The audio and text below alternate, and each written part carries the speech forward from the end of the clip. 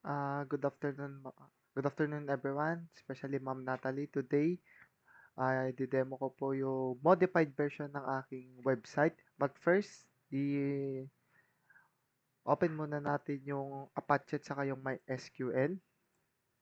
Open po muna natin. Ayan, wait lang po natin na mag-green sila. Okay, nakapag-green na po. Then punta po tayo sa ating browser.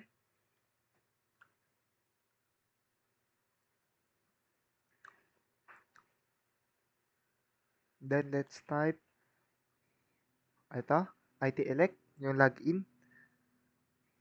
Okay. Ito na po siya. Modified na po. So, ilagay natin is Jan 06. Yung na-register po natin.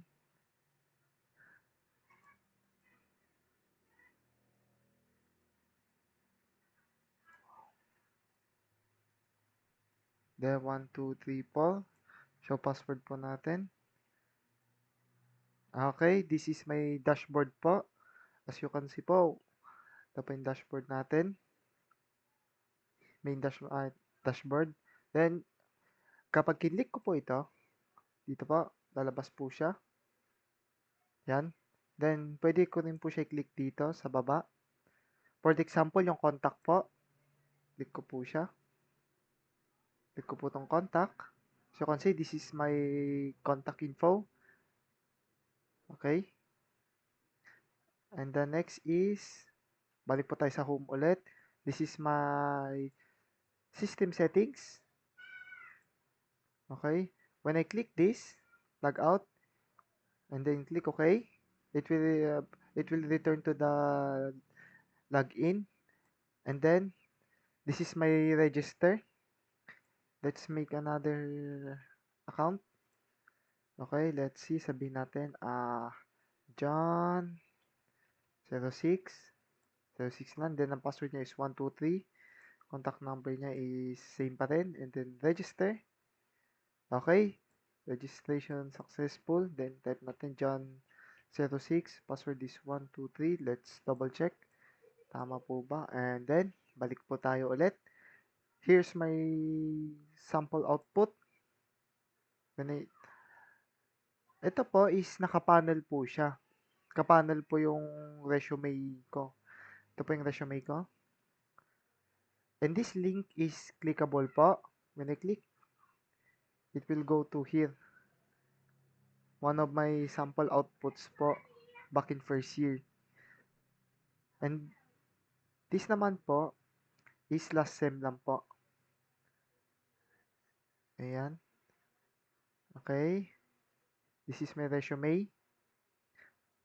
And then, this is the about. Okay. This is the about the system. Okay. And then, I will type the BS code to show you the password. The code.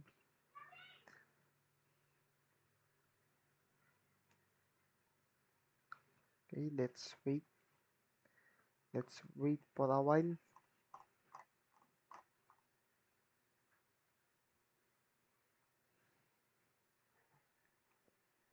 Okay.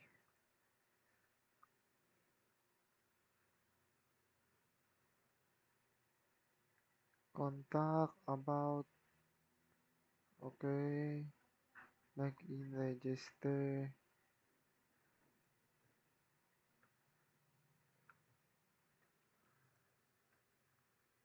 Okay. This is the code for the contact. And this is the code for the about.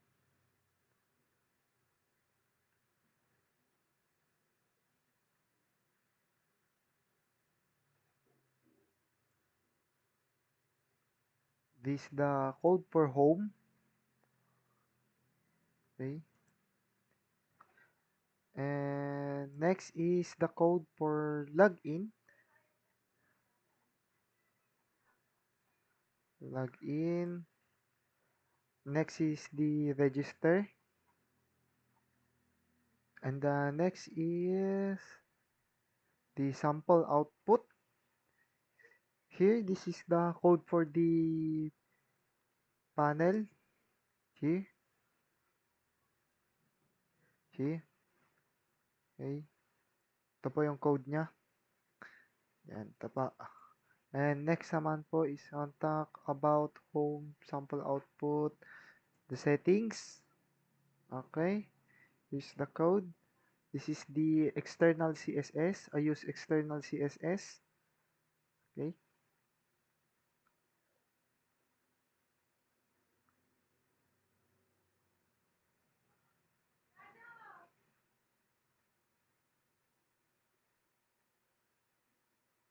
And this is the external JavaScript. And that's all po.